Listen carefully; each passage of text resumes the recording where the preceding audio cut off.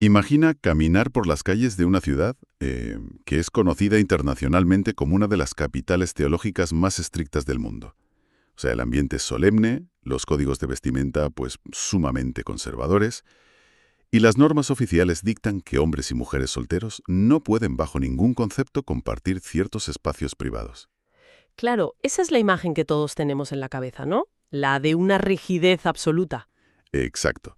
Pero ahora imagina que en esa misma ciudad una pareja joven puede acercarse a un clérigo local, acordar unas condiciones económicas, pronunciar una breve fórmula legal en árabe y obtener un documento oficial que los certifica como marido y mujer. Pero, y aquí viene lo fuerte, no para toda la vida, ni siquiera para un año. Madre mía, ya sé por dónde vas. Están casados legal y oficialmente por exactamente 60 minutos. O sea, el tiempo justo para alquilar una habitación de hotel sin que la policía pueda intervenir ni decirles absolutamente nada. Es que es una imagen que rompe por completo cualquier noción preconcebida que se pueda tener desde fuera. Constantemente asumimos que ante un marco legal y religioso tan restrictivo, lo que existe es una obediencia uniforme, ¿verdad? Como un bloque monolítico. Y lo pensamos sencillamente porque esa es la proyección oficial que el Estado muestra al exterior. Totalmente. Pero cuando rascas un poco esa fachada oficial y observas la cotidianidad de cerca, descubres que la sociedad, bueno, no marcha necesariamente al compás que dictan las normas. La población, en la práctica, ha rediseñado las reglas del juego desde dentro para poder continuar con su vida normal. Sí, es una especie de supervivencia adaptativa constante. Y precisamente para entender cómo funciona esto, en nuestro análisis a fondo de hoy, vamos a adentrarnos en esta realidad que es tan compleja y a veces contradictoria. Lo haremos a través de una obra muy reveladora del orientalista Nikita Smagin, un libro titulado Todo Irán. Eso es. Y la misión que tenemos hoy para quien nos escucha es bastante ambiciosa. Vamos a desmantelar uno por uno 7 mitos fundamentales sobre este país. Queremos contrastar, pues, lo que dictan las leyes y la percepción internacional con lo que es la sorprendente realidad cotidiana, que es muy diferente. Exacto. Y creo que el enfoque de esta exploración es especialmente interesante porque pone el foco sobre todo en las generaciones más jóvenes. O sea, no se trata simplemente de analizar cómo funciona la alta política o la estructura del Estado, sino de entender cómo millones de personas navegan, sortean y básicamente sobreviven a este conjunto de prohibiciones tan severas en su día a día. Sí, porque al final es la gente de a pie la que se enfrenta a estas leyes. Y bueno, antes de empezar, sí que me gustaría hacer una aclaración importante para la gente que nos oye. Claro, es fundamental. Al desgranar este texto, vamos a tocar asuntos geopolíticos e internos que son, pues, sumamente delicados. Hay posturas muy encontradas sobre esto. Pero nuestro enfoque aquí hoy mantiene una neutralidad absoluta. O sea, la intención no es emitir juicios de valor ni tomar partido por nadie, sino simplemente exponer los hechos, los datos históricos y las dinámicas sociales tal y como se documentan en la investigación de la fuente. Totalmente de acuerdo. La idea es observar e intentar comprender, sin más. Y bueno, con esas bases claras, resulta muy útil empezar examinando los cimientos del estado actual, que nos lleva al primero de los 7 mitos. A ver, cuéntame. Existe una percepción generalizada, el mito número 1, de que la Revolución Islámica de 1979 supuso un reinicio total.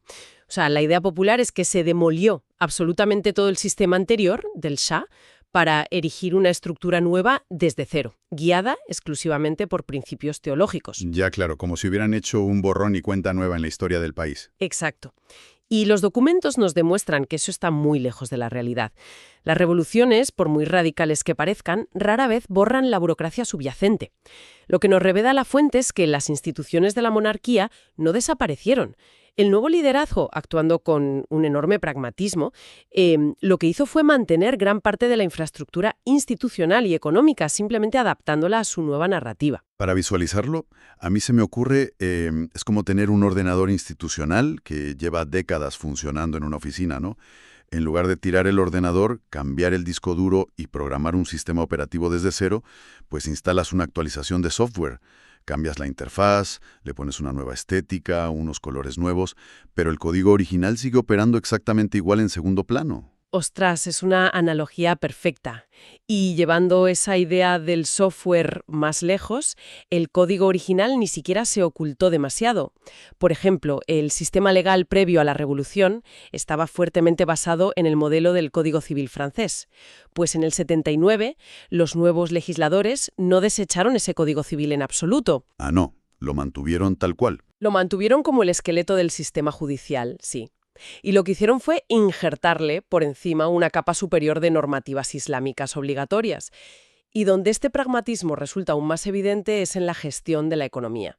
O sea, ahí es descarado. Sí, lo de las fundaciones económicas. Eso lo leí en el libro y me pareció increíble. Ilustra esto a la perfección. Durante la época del Shah existía una entidad inmensa llamada la Fundación Pahlavi. Era un conglomerado gigantesco que controlaba, pues, fábricas, hoteles de lujo, tierras, bancos, de todo. Un monopolio en toda regla, claro. Exacto. Pues cuando triunfa la revolución, la lógica te diría que ese monopolio, símbolo del régimen anterior, iba a ser desmantelado y repartido, ¿no? Pero la investigación detalla que simplemente le cambiaron el nombre. Pasó de llamarse Fundación Pahlavi a Fundación de los Oprimidos. Ya ves, un cambio de chapa y pintura. Totalmente. La estructura corporativa, las inversiones y los activos se mantuvieron intactos y pasaron a ser gestionados por organizaciones estatales como la Guardia Revolucionaria. O sea, el mismo perro con distinto collar. Y ese detalle operativo es súper importante porque nos da la clave para entender el comportamiento del régimen a todos los niveles.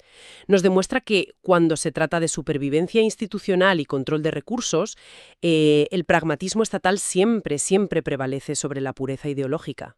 Y esa misma flexibilidad que aplican a sus finanzas internas es la que define su verdadera política exterior, que yo creo que a menudo se malinterpreta muchísimo en el escenario internacional. Lo cual nos lleva directamente al tablero geopolítico y a los mitos 2 y 3 de nuestra lista. Exacto. Empecemos por Rusia, el mito número 2. Si atendemos a los discursos oficiales de hoy en día, parece que hay una alianza inquebrantable entre ellos y Rusia como si estuvieran unidos históricamente contra Occidente. Se percibe casi como una amistad natural. Claro, en las noticias siempre salen juntos. Pero la realidad histórica es otra, ¿verdad? O sea, ni de broma son mejores amigos. El análisis histórico muestra una realidad de profunda desconfianza mutua. En el imaginario colectivo allí hay un resentimiento muy palpable hacia Rusia y tiene unas raíces profundísimas. Fíjate que a lo largo de los siglos XVIII y XIX, el imperio ruso se expandió militarmente arrebatándoles enormes territorios en la región del Cáucaso y el mar Caspio mediante unos tratados que eran muy desiguales. Tratados humillantes, básicamente. Pero, bueno, alguien podría decir que eso es historia antigua y que ya está olvidado. Pues no, porque en el siglo XX hay episodios que alimentaron aún más esta suspicacia. Durante la Segunda Guerra Mundial, tropas soviéticas ocuparon todo el norte del país. Y lo que es más grave aún, tras finalizar la guerra en 1945, la Unión Soviética se negó a retirarse inmediatamente. Ostras, claro, eso genera una tensión tremenda. Y no solo eso, es que llegaron a apoyar la creación de repúblicas separatistas efímeras dentro del territorio soberano. Toda esta memoria histórica generó un trauma nacional brutal, hasta el punto de que durante mucho tiempo circuló un documento apócrifo, un texto falso conocido como el Testamento de Pedro el Grande. Espera, el Testamento de Pedro el Grande. ¿Y qué decía ese documento falso? Pues supuestamente detallaba un plan maestro ruso, heredado de los zares, para dominar toda la región y llegar hasta las aguas cálidas del Golfo. Y aunque era una falsificación, la población se lo creía, a pies juntillas, porque confirmaba todos sus temores históricos. ¡Qué fuerte! O sea que, sabiendo esto, la cooperación actual con Moscú es más bien transaccional, ¿no? Totalmente. Es un matrimonio de conveniencia basado en intereses coyunturales y necesidades mutuas, no en una lealtad incondicional, ni mucho menos. Pues, si lo de Rusia sorprende, el mito número 3 sobre la relación con Estados Unidos también tiene unas capas que contradicen por completo la narrativa habitual. O sea, la imagen constante es la de la confrontación total, el enemigo eterno. Pero el libro subraya que, en la década de 2010, se produjeron unos escenarios que desafían esta enemistad absoluta. Especialmente durante la administración de Obama en Estados Unidos. A ver, hay que recordar que la postura rígidamente antiamericana fue impulsada principalmente en los primeros años de la Revolución para consolidar el poder. Sin embargo, décadas después, ambos países demostraron que podían encontrar terrenos de interés mutuo cuando la situación lo requería. Claro, el famoso acuerdo nuclear, por ejemplo. Sí, se sentaron a la mesa para firmar ese complejo acuerdo donde se pactó el levantamiento de sanciones a cambio de limitaciones tecnológicas. Pero es que fueron mucho más allá. Llegaron a un nivel de coordinación militar tácita en Irak. Vale, esa parte del libro me obligó a hacer una pausa, porque resulta muy llamativa. O sea, estamos hablando de Estados Unidos y de este régimen operando a efectos prácticos en el mismo bando contra un enemigo común, que en ese momento era el ISIS. ¿Cómo se gestiona eso sobre el terreno sin que estalle un conflicto entre ellos mismos? Pues con muchísimo cuidado, mediante una división de tareas milimétrica y canales de comunicación indirectos. En la batalla para recuperar zonas estratégicas de Irak, fíjate cómo funcionaba. Estados Unidos proporcionaba la cobertura de inteligencia y los bombardeos aéreos desde el cielo, mientras que las milicias que estaban respaldadas y entrenadas por el otro lado realizaban los avances por tierra. O sea, unos por el aire y otros por tierra coordinados. Exacto. Se establecieron líneas de desconflicto, unos canales secretos, para asegurar que los aviones estadounidenses no atacaran por error a las fuerzas aliadas sobre el terreno. Evidentemente no hubo apretones de manos frente a las cámaras, pero hubo una coordinación táctica clarísima. Es una muestra asombrosa de cálculo político. El Estado es capaz de dejar toda esa retórica agresiva a un lado cuando se trata de su propia seguridad regional. Y si establecemos un paralelismo, ese mismo pragmatismo frío que el régimen utiliza para moverse en el extranjero es exactamente la misma herramienta que los ciudadanos aplican para desenvolverse dentro de su propio país. Es una conexión fundamental, sí, porque si el gobierno es flexible por necesidad diplomática, la población civil es flexible por pura necesidad vital. Y eso nos lleva al cuarto mito, que es sumamente evidente al analizar la vida social y la moralidad impuesta. En teoría, y según el mito 4, no existe el sexo prematrimonial ni las relaciones libres, porque las leyes son sumamente restrictivas y lo prohíben todo. Claro, la teoría dice que hombres y mujeres no emparentados ni se miran. Pero la investigación nos dibuja un escenario metropolitano, especialmente en ciudades grandes, donde esos mandatos, pues, la verdad es que tienen poquísimo impacto en la vida privada de la juventud. Al no existir una infraestructura de ocio público, porque, bueno, no hay bares ni clubes nocturnos, la vida social no es que desaparezca, simplemente muta. Muta y se esconde, claro. Eso es, se traslada al interior de las viviendas. Las casas particulares se convierten en los verdaderos centros neurálgicos de las relaciones sociales. Las generaciones más jóvenes organizan toda su vida alrededor de redes de amigos y eventos a puerta cerrada, una especie de burbuja privada.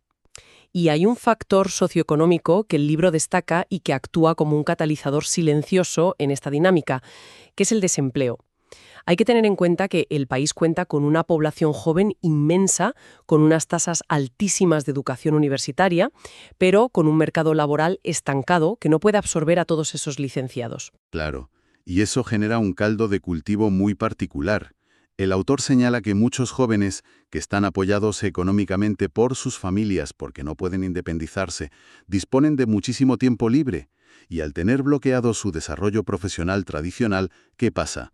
Pues que la energía de esa juventud se canaliza hacia la esfera personal. O sea, las relaciones sentimentales, el sexo y la interacción social clandestina dejan de ser un simple pasatiempo, adquieren una dimensión política, ¿sabes? Se convierten en una forma de disidencia cotidiana. Cuando el Estado te restringe el acceso al espacio público y tus perspectivas económicas son limitadas, el mero hecho de relacionarte al margen de la ley oficial se vuelve una manera de reafirmar tu autonomía. Es como decirles, váyanse al diablo a las autoridades, ¿no? Exactamente. Ignorar esas prohibiciones morales en el ámbito privado es, en el fondo, una respuesta estructural a las limitaciones de un entorno que no les ofrece un futuro claro. Lo que resulta aún más paradójico, y esto enlaza con cómo abríamos la conversación, es cómo se gestiona esta necesidad de interacción incluso en los sectores más conservadores. El tema del SIGE, o matrimonio temporal, que mencionábamos antes para poder alquilar una habitación de hotel.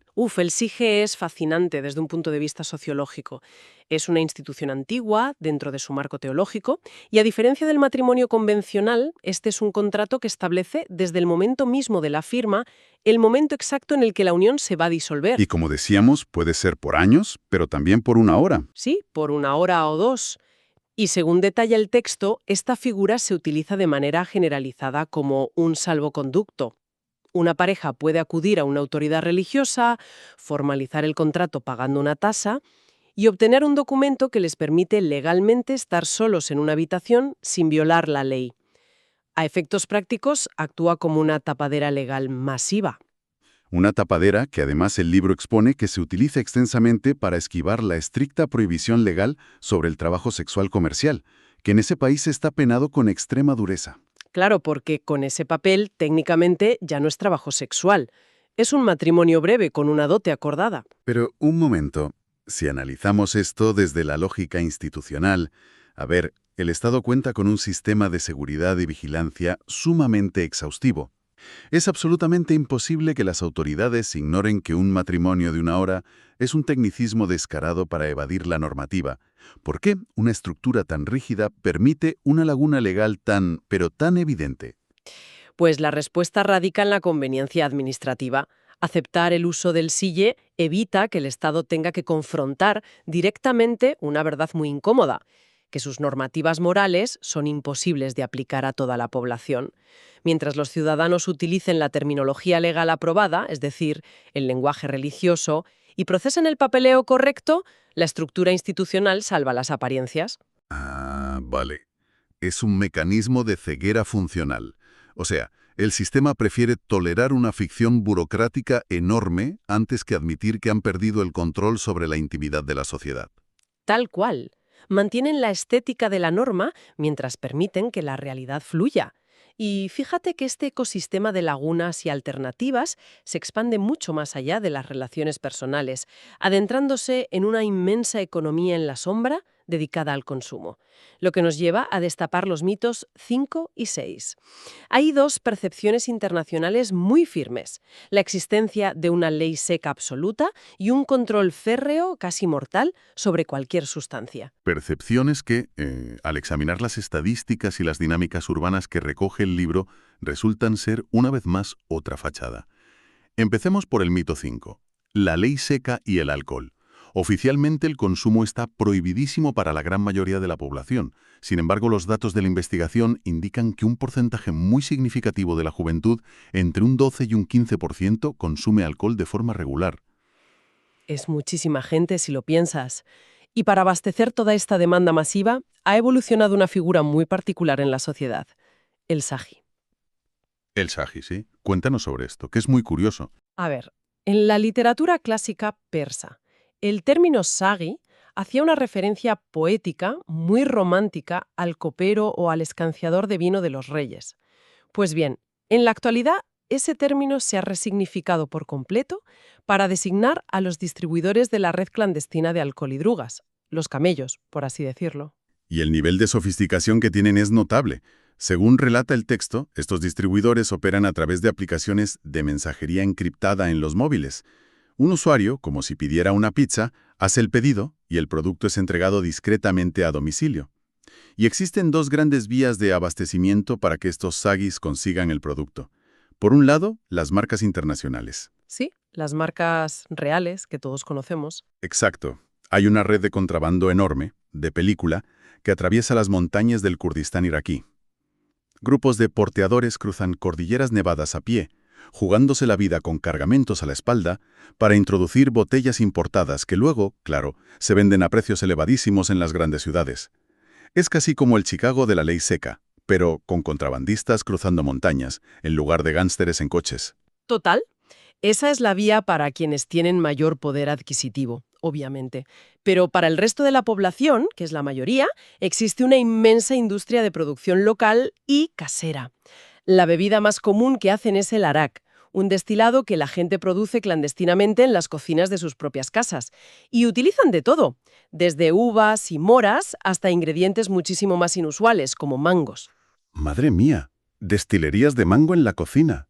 Lo cual, lógicamente, conlleva un riesgo asociado enorme, ¿no? Un riesgo tremendo. Al operar totalmente fuera de cualquier marco de regulación sanitaria o control de calidad, la destilación casera presenta unos peligros gravísimos. Los errores en el proceso de fermentación pueden generar metanol en lugar de etanol, lo que provoca intoxicaciones severas, ceguera e incluso la muerte, con muchísima frecuencia. Pero a pesar de este riesgo tangible para la salud pública, la demanda no disminuye. Ya ves, la gente asume el riesgo. Y si la infraestructura en torno al alcohol es vasta, la situación con otras sustancias, que es nuestro mito número 6, revela una paradoja aún mayor. El Código Penal establece castigos extremos por posesión de drogas, que pueden llegar fácilmente hasta la pena capital, la pena de muerte. Sí, las leyes son brutales sobre el papel. Sin embargo, el consumo está profundamente extendido. El libro menciona cómo en ciertos círculos urbanos acomodados, la llamada juventud dorada, es súper habitual la presencia de drogas sintéticas como anfetaminas o éxtasis en estas fiestas privadas que comentábamos. Y el consumo de marihuana está tan pero tan normalizado en la calle que el propio Parlamento Nacional llegó a debatir en su momento la viabilidad de su uso médico. Es un contraste abismal, o sea, entre la severidad de la ley escrita que te amenaza con la muerte y la tolerancia práctica del día a día. Y para entender esta dinámica tan rara, el autor nos ofrece un contexto histórico fascinante sobre otra sustancia que tiene muchísimo arraigo en la región, el opio, conocido localmente como teryac. Hay un episodio a principios de la década de 1920 que ilustra perfectamente esto. Ah, sí. La historia de los bolcheviques en el norte del país. Esto parece sacado de una novela. Es buenísimo. Tras la Revolución Rusa, las fuerzas soviéticas llegaron a la provincia de Jilán, en el norte, apoyando a movimientos insurgentes locales. Su intención era expandir la ideología comunista y marchar directamente hacia la capital. Sin embargo, el avance se estancó de una forma muy peculiar. ¿Qué les pasó? ¿Una batalla militar? No, no fue una batalla. Resulta que el uso del opio, del teriac, estaba tan arraigado y tan integrado en la cultura local de esa región norteña que las propias milicias anfitrionas terminaron introduciendo a los soldados soviéticos en su consumo diario. Las tropas bolcheviques recién llegadas desarrollaron unos niveles de adicción tan bestias que mermaron drásticamente su capacidad operativa. Básicamente, la adicción al opio contribuyó al colapso del intento revolucionario soviético en la zona. Los frenó en seco. ¡Qué barbaridad! O sea, el opio tradicional salvó al país del comunismo sin disparar un tiro. Y lo significativos de ese apunte histórico, entiendo, es que esa familiaridad cultural con la sustancia no ha desaparecido en la actualidad. En absoluto. A día de hoy, el opio sigue considerándose en algunas zonas rurales y en familias tradicionales como una especie de analgésico de medicina popular.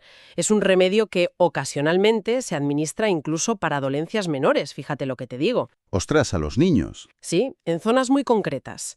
Y aquí volvemos a la ceguera funcional del Estado que mencionabas antes. Aunque las leyes contra el narcotráfico son inflexibles y ejecutan a traficantes, las instituciones conviven de manera totalmente silenciosa con una estadística persistente, que es inamovible. Se estima que hay entre 1,5 millones y 2 millones de personas con adicción grave en el país. Es una barbaridad de gente, y el Estado lo sabe, claro.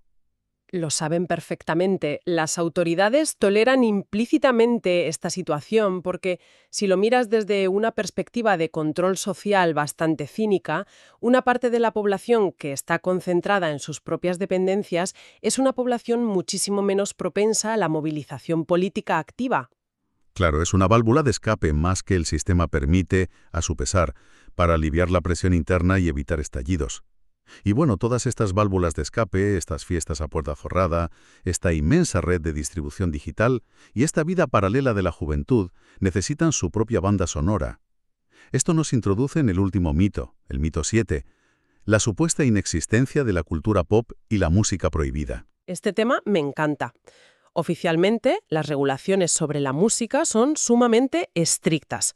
O sea, los ritmos occidentales, la música pop comercial y, de manera muy, pero que muy específica, las voces solistas femeninas no tienen cabida en la industria legal. No es posible publicar discos de estos géneros en tiendas, ni sonar en las emisoras de radio estatales, ni mucho menos organizar conciertos en auditorios oficiales. Pero claro, estamos en el siglo XXI. Y la revolución digital ha hecho absolutamente imposible mantener ese aislamiento acústico que el régimen querría. El texto explora cómo, frente a esa prohibición, se ha desarrollado una industria underground inmensa, Destaca, por ejemplo, la influencia de plataformas de distribución como Radio Javan, que, aunque operan y emiten desde el extranjero, gracias a Internet y a las famosas VPNs para saltarse los bloqueos, se han convertido en la principal fuente de música para los jóvenes dentro de las fronteras. Exacto. Y el género dominante y absoluto en esta escena paralela es el rap. La producción de esta música requiere una adaptación constante y mucha creatividad logística.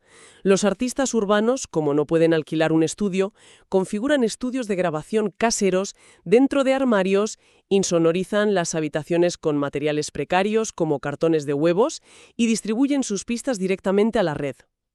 Y aquí se produce otra dinámica de convivencia muy peculiar con las autoridades, ¿no? Porque muchos de estos raperos viven dentro del país y continúan produciendo sin sufrir arrestos inmediatos. Y eso que no tienen licencia oficial. Pero claro, hay una condición. Siempre hay una condición. Hay una línea roja fundamental.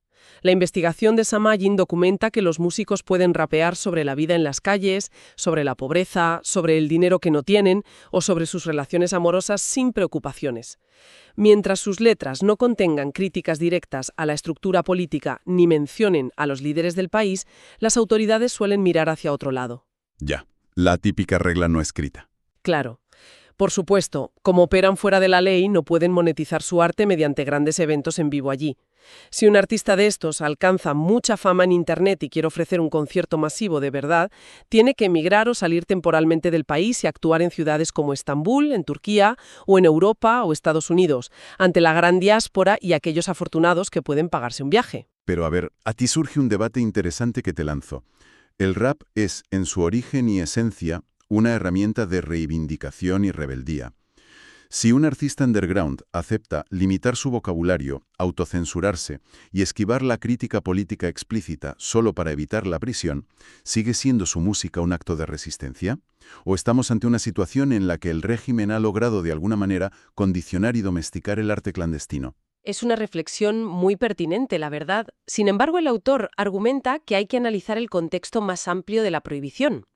A ver, en un sistema donde la música no clásica y los ritmos de influencia occidental están censurados por definición institucional, la mera creación de una pista de rap, aunque hable de amor, es un acto con carga política. O sea, la forma es la rebeldía, no solo el fondo. Totalmente. El simple hecho de componer una base rítmica de hip hop, grabar esas letras de temática urbana escondidas en un armario, subirlas a una plataforma digital saltándose los bloqueos y que esas canciones se reproduzcan luego en miles de reuniones no autorizadas, todo eso representa, en su esencia, una victoria enorme sobre la censura y un fallo en el control cultural del Estado. Entiendo, el medio es el mensaje, ¿no? Exacto. Los artistas no necesitan articular manifiestos políticos súper profundos en sus rimas. La simple existencia de esa cultura musical paralela es la demostración palpable de que el monopolio ideológico no ha logrado imponerse en la mente de la juventud. Creo que esta visión tan detallada que aporta la obra desmitificando estos 7 puntos nos permite extraer una conclusión muy clara. ¿Cuál dirías que es?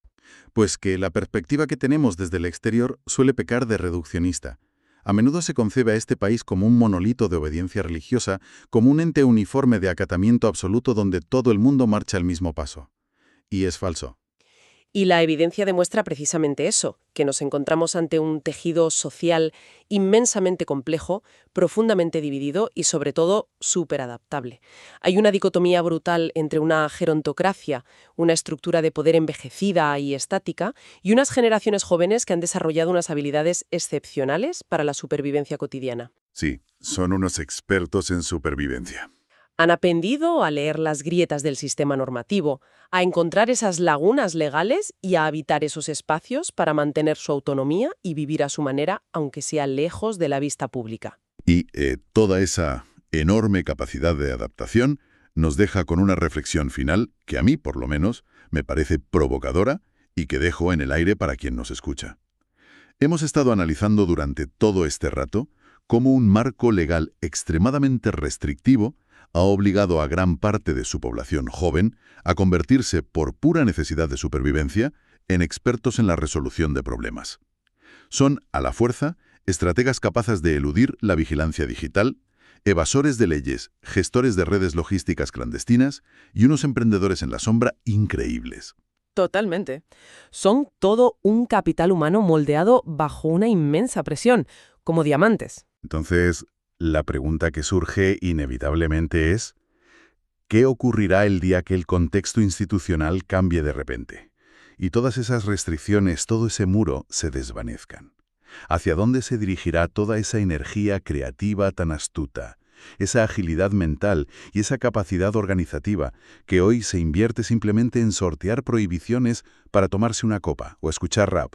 Es la gran incógnita sociológica, ¿verdad? Sí, porque uno se pregunta, ¿se convertirá todo ese talento oculto en el motor de innovación que impulse un rápido desarrollo social y económico para crear un nuevo país?